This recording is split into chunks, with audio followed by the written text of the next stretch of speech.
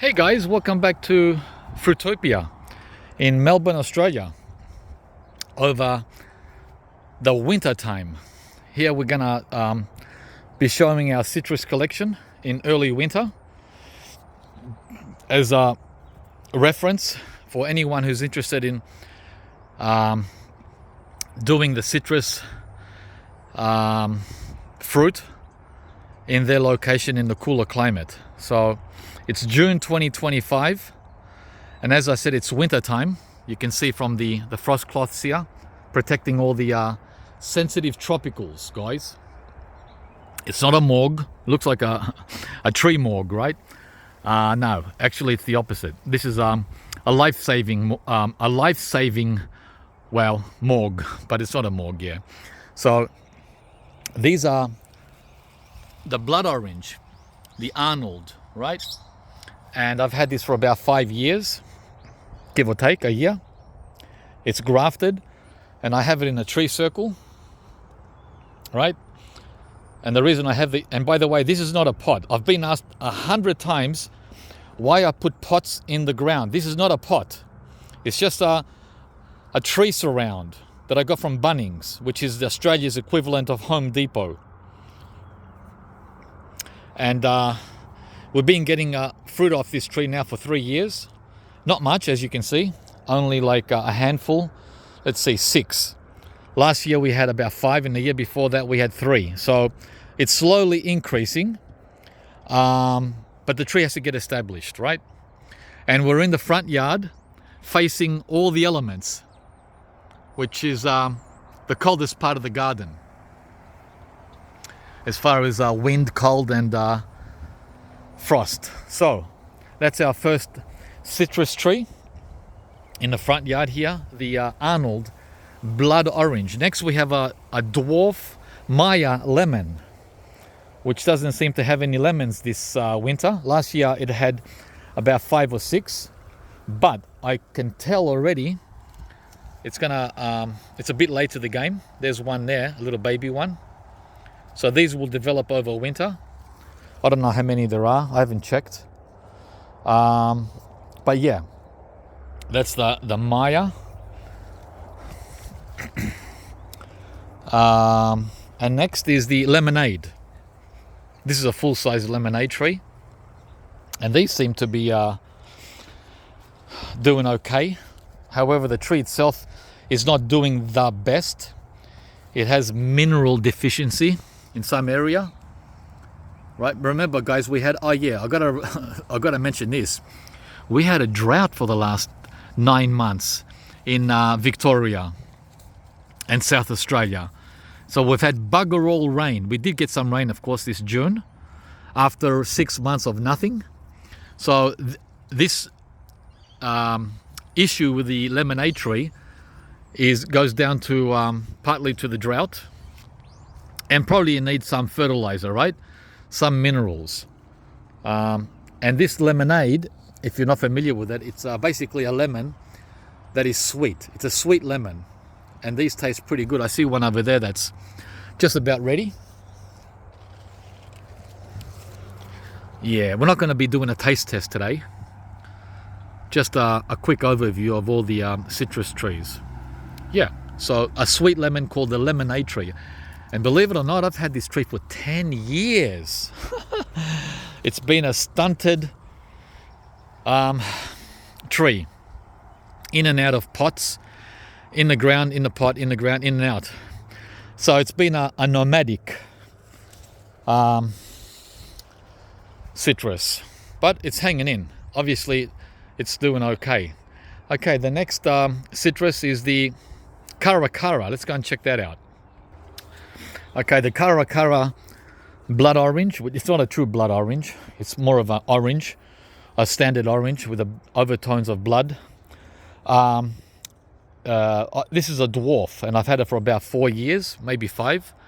And it gets a lot of leaf miner, but I don't worry about that because that cures itself. It's self-healing instead of spraying it and babysitting it, right? Otherwise, it's very healthy. As you can see, far, far healthier than the lemonade. So that's the Caracara Blood Orange. The next citrus tree we have here in the front yard is the West Indies Lime, or as we call it in the British world, West Indies Lime. It's got many names. And these are the tiny little key limes, they're called in America. The little itty bitty, here you are, this one. Itsy bitsy little lime, and these pack a punch. So West Indies lime, key lime, and other names as well. I've had this for 10 years, and as you can see, it's 5 meters high. 5 meters. It's a monster. It's packed in here between a Feijoa and a Suriname cherry, and it's super duper happy. I remember when I bought this, the guy at the nursery told me Melbourne's too cold to grow West Indies lime, and he said the same about the Cafir Lime. This is back in 2012, right? Yeah, he had no idea.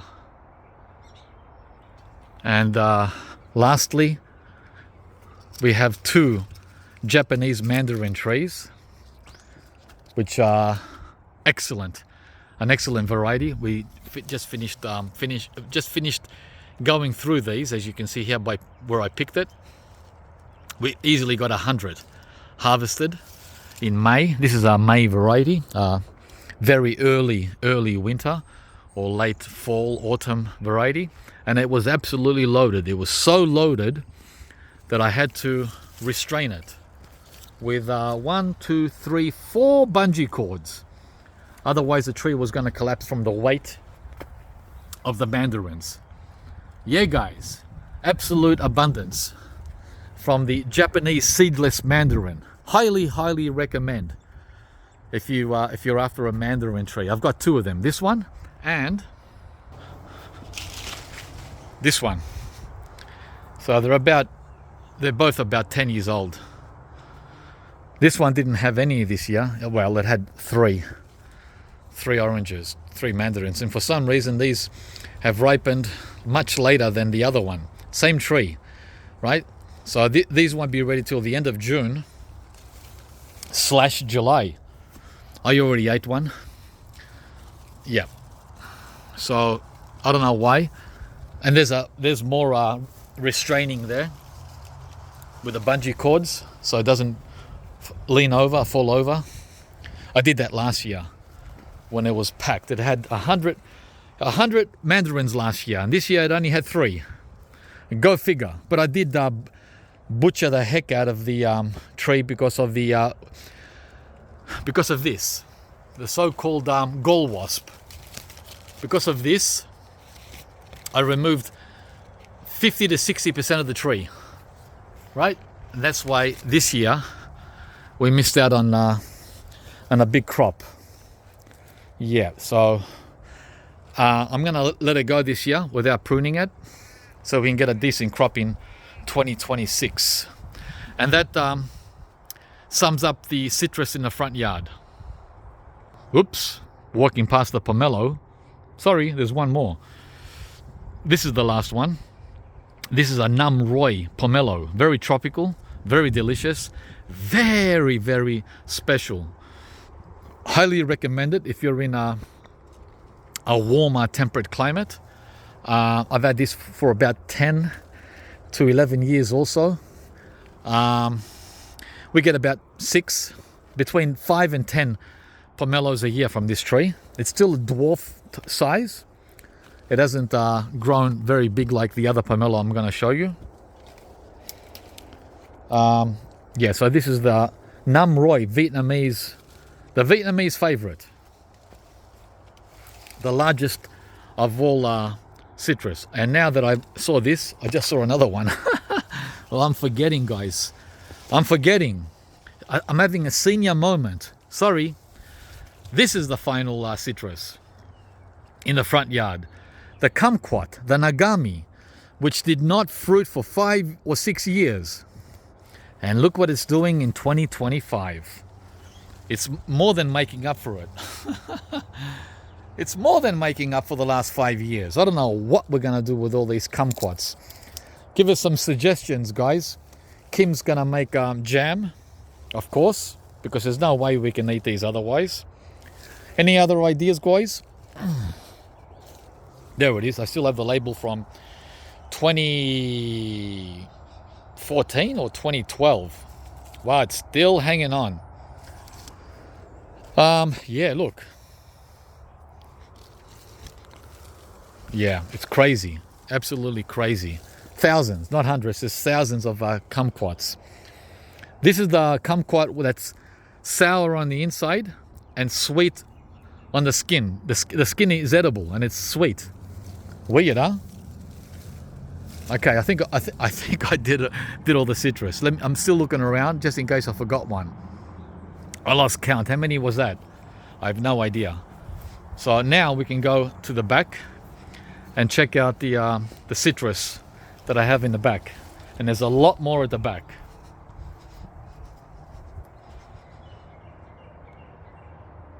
Yeah, welcome to winter in Melbourne. I told you a few videos back that this is typical. This is the typical outlook in Victoria for winter. For 3 to 4 months, this is what you see.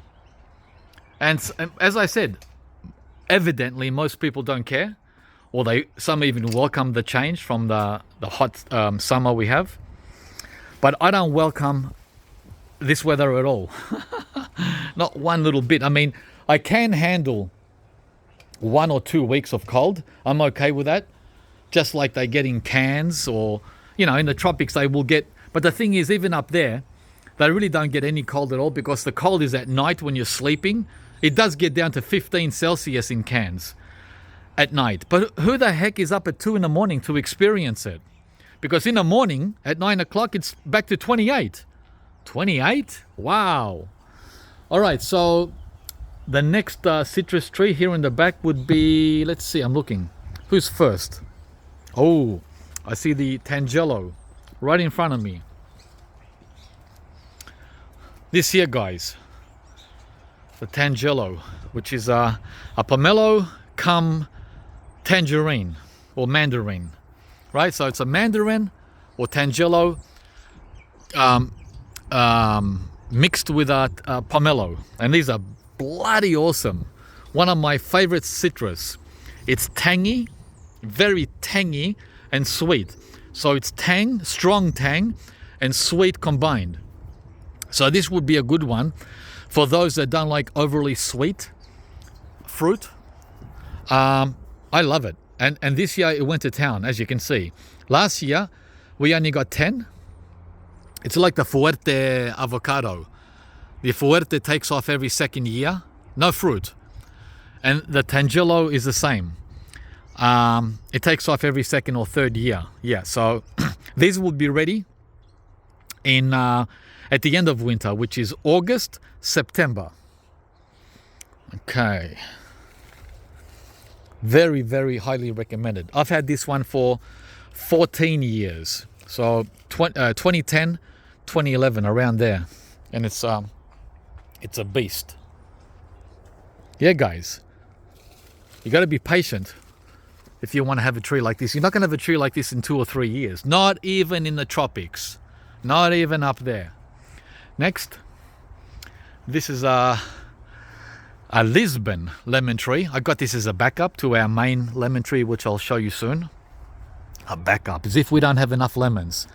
But sometimes we just need those extra lemons, guys. And I don't want to go and pay $1 or $2 for one lemon. Yeah, $1 or $2 for one lemon. For one of these. So I'd rather have excess that we're not gonna use rather than not, right? And again, I butchered this a couple of months ago for gall wasp. It was loaded with gall wasp. So much so, I removed the bottom half of the tree. This half here was bad, really bad with gall wasp. Up there wasn't so bad. That's why there's still a lot of growth. And actually, that's a lot of new growth that came since. Yeah, the gall wasp is bad news, guys. Bad news. And the only thing I do is just trim it. I just trim away the gall wasp by removing the trees, removing the affected branches. That's what I do to keep on top of it. There's nothing else I'm gonna do. I'm not gonna go to any extra crazy step. Yeah, so that's the Lisbon full-size lemon. I recommend you guys get dwarf citrus. Look how tall it is. Every year I have to prune the top because it gets taller than the bungalow. It gets up to here in height, like 5 meters. Way too tall. I should have got a dwarf 10 years ago. This is 10 years old. Shoulda, coulda, woulda. So I'm recommending or advising you, if you don't want to deal with a monster tree, to stick with dwarf. The same with this Tangelloo. It's a full-size Tangelloo. It's not a dwarf. And I have to butcher this twice every year. See all these new branches? I'm going to have to prune all those off in spring. Otherwise, the tree also gets to 5 meters. It's crazy. A lot of work. But the upside is I get a lot of free mulch.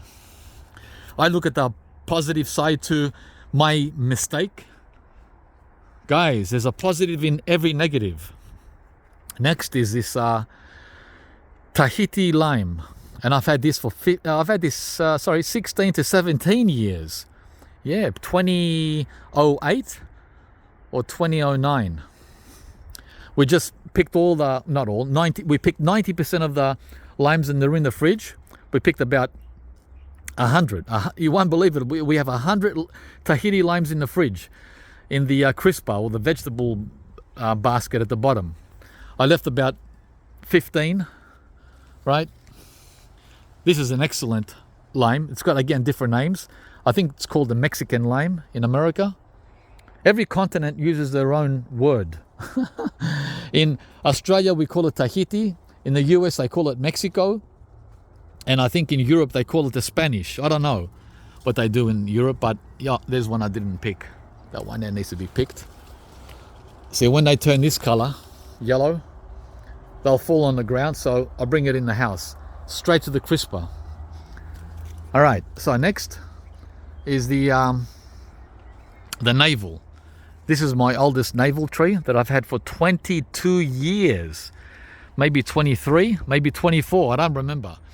This is our winter variety orange. And they start dropping now in June. I've already picked up a few and put them in the compost because they're not ready. They fall undeveloped, unripe, right? And yeah, these are ready in June and July. So this is a true winter orange. And it's very delicious, very sweet. Very, very good. Jennifer in South Australia said if she had my garden, she would never leave her house. That makes a lot of sense, doesn't it? When you have all these trees, why would you ever leave and go anywhere? This is the ruby, hang on, I've got something under my foot. This is the ruby grapefruit, which I also butchered at the end of summer for gall wasp. And I lost 20 grapefruit in that pruning. Damn it. So we're only going to get a dozen this coming summer instead of 40, 50 grapefruit. And that's also about 10 years old. So what else do we have? We've got a lot of citrus back here, guys. Get comfortable in your chair or couch. We've got a lot to share from the back citrus collection. There's the grapefruit again. There's the Tahiti lime again. Yeah, these are beautiful. These are ruby grapefruit. Very, very delicious. Very, very nice. A nice summer treat. They're ready between October and January. All right, next. Calamansi, Calamondan, kumquat. Right? I've had this. I've only had this for like 2 or 3 years, and it's taller than me. It's exactly 2 meters. It's doing so well, and Wow, it's so prolific, man. There's no way this guy's gonna take 5 years off. Oops, I got some water on the lens. Hang on, I gotta clean that. Okay, it's been raining all morning, and it's raining again now. I better move it. Yeah, I don't think this calamansi will take any year off like the Nagami does. It's very, very, what's the word? Fertile, virile. Just wants to produce, a heavy producer. I can imagine this one in 10 years, it's going to be like the Tangelloo over there. And this is a full-size calamansi, not a dwarf. Again, I should have gone for the dwarf. Ugh. Oh well, it is what it is. 2 years, guys. I mean, it's a 4-year-old tree because when I got it, it was already a couple of years old. But in only 2 years in the ground, and it's just got hundreds of fruit on it. Unbelievable. Okay, next. This is the Valencia Orange, and I've had this one for about 15 years, 16 years. The second oldest orange tree after that Navel I showed you back there. This is a spring variety. So these are ready between September and January. Spring / early summer. This is the one that the fruit fly went to town on a couple of years ago. Remember? I lost like 100 fruit. I had to discard them all in summer because we hadn't picked them. So the key to get around that is to pick these as soon as possible in October, November, December, because in January and February, too late, they're all stung. And yeah, this has easily got 100, 200 oranges on it. And again, it's a whopper of a tree. Next is the pomelo, the standard pomelo, the yellow flesh. This one dropped about 50 fruit over autumn. I don't know why. I think it's because of the drought. I don't water it, by the way. I do not water this pomelo. And during a drought, without me watering it, it decided to drop 50 pomelos. Yeah, we're only going to get 20. It's got about 20. That's more than enough for 2 people. So yeah, we lost about 50, and that's fine. We don't care. Yep. All right, next. What else? I'm looking around and around and around. Okay, next is this other navel here. I forget the variety name. I lost the label. It's one of those varieties with a number like BK1236 type name. A number. It's got a number like a prisoner number. So I don't remember what variety this orange is. But this one here would probably be the tastiest orange I have at Fruitopia. And damn it, I don't have the label. And it's about 12 years old. But the good thing I like about this is it's staying dwarf size. It's not getting out of hand like the 2 other oranges that you saw. It's staying without me pruning much. Just a little tip pruning with a minimal amount of maintenance. Here you go. There you go. The minimal amount of maintenance. It's naturally staying at 2.5 meters, which is perfect, the perfect size for a fruit tree in the suburbs. So this one is also a spring variety from September to December. Next, this is a Murcot, not the honey Murcot, but the Afurere Murcot. And this one here, guys, is my favorite mandarin of all, because for 2 reasons. 3 reasons. One, it's full of seeds. I love seeded citrus. I love seeded citrus, guys. In other words, it's not GMO. Secondly, it bears fruit for up to 9 months of the year, from the end of winter, which is August, until the end of summer. So from August to February. Can you believe it? Continuous bearing. And I've had this one for about 8 years. Yeah, it's about 8 years old. Yeah. So heavy bearer, seeded, and what was the third reason? Oh yeah, the taste. It's tangy. It's a tangy mandarin, like the Tangelloo.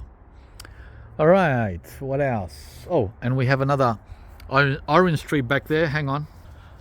Okay, this. I got this about 12 years ago as a backup, thinking I didn't have enough oranges. That's what I was thinking, guys, in 2012. I don't have enough oranges. So I bought this at Bunnings, Home Depot, as a backup. Look at the size of it. A backup? You got to be kidding me. Last year, in 24, it had 500 oranges, and we struggled to juice them. I even had to buy a citrus press to get through them, and I still could not go through them all. Even with a juice press, I was pressing 20 to 30 oranges a day all summer, and we still had to throw out 100. So much for a backup tree. I think it was overkill to have what number is it? 1, 2, 3, 4, 5. A fifth orange tree for 2 people? I don't know. And look at it, it's a beast. It's a beast. The trunk is the size of my head. Yeah. And again, the variety, I'm not sure, guys. I lost the label. It's a navel, and we have the jasmine here. Always trying to be naughty. Aren't ya? Huh? Yeah, the jasmine, the vine.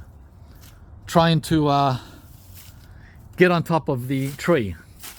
So I get constant checking. Constant work. And the other thing is, I have to butcher it every year,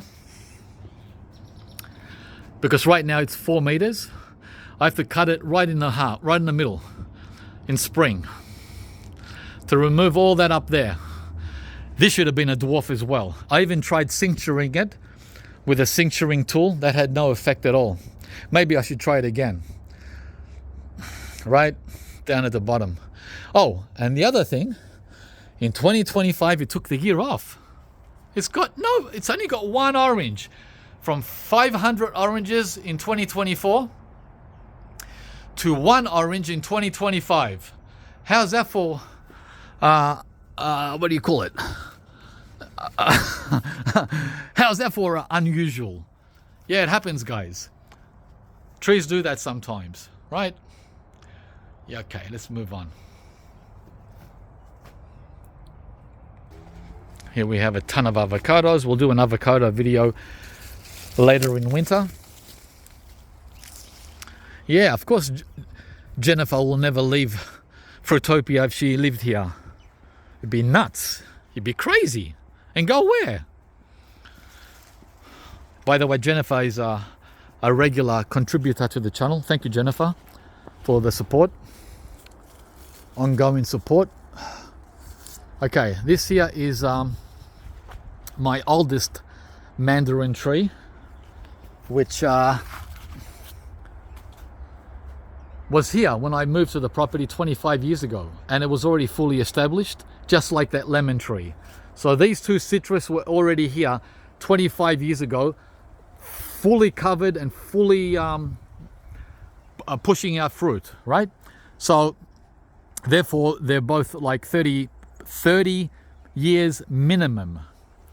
But that doesn't mean that I don't have to prune it. I just finished pruning it at the beginning of June. I gave it a huge butchering, removing over 1 meter at the top. And from the lemon over there, I removed 1.5 meters from the top. Yeah, guys, a lot of work up there, right? See that? Well, it's hard to see all the work, but trust me, there was a lot of work on this lemon. And this is as I said, our original lemon tree. It's the Eureka, I believe. And this Mandarin, I forgot the name. There was a label, but I lost it. Nah, it's not coming to me. But I can say this, unlike the Murcott, these here, if you don't pick them when they're ready, they dry up. They dry up inside. The Murcott, If you don't pick the Murcot, hang on. If you don't pick these when they're ready, they stay on and they remain juicy. They don't dry up. That's the other reason I like the Murcot. Yeah, so there were 4 reasons I like the Murcot. There's that navel from behind that I showed you before. The one that is always dwarf size, even though it's not a dwarf tree. So yeah, these dry up. They're ready in August. August is the prime harvesting month. But in September, all of them dry up. And there's no juice in any of them. It's just peel and a dried pulp inside. They're basically throwaway. So in the month of August, we're going to get really busy with this one with a juice. And drink it. Drink all these mandarins in 1 month. Right? Yeah, and that's the lemon. I think we're done. I think that's all of them. Did I capture all of them? I bet you there's one I forgot. No, I thought I saw one, but we covered that. That's the orange, the winter orange, from behind. Yeah. And the lemon. Yeah. Hang on. Is there one more around here? See, guys, it's hard to keep track.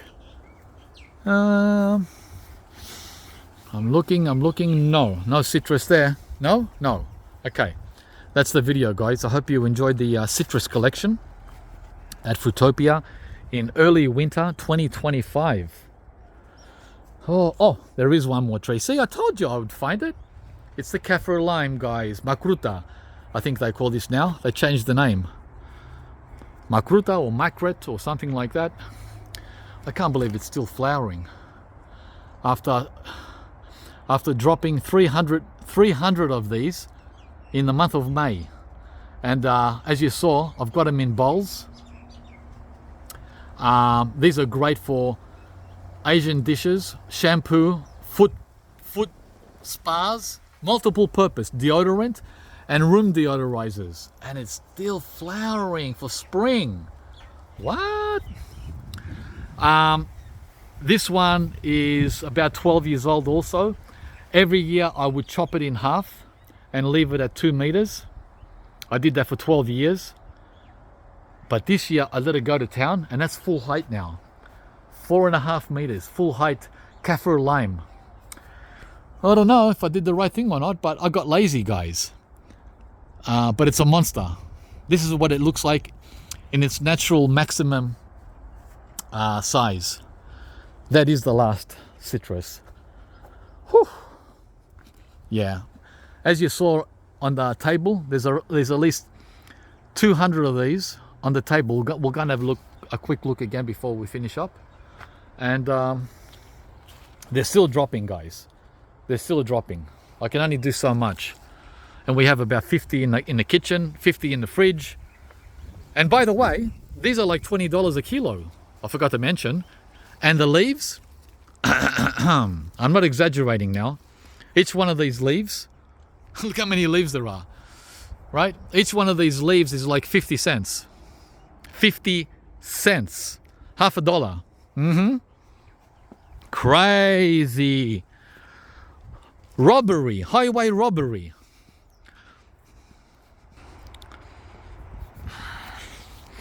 All right, guys. As I said, give us a like if you enjoyed the video. Subscribe to the channel if you haven't.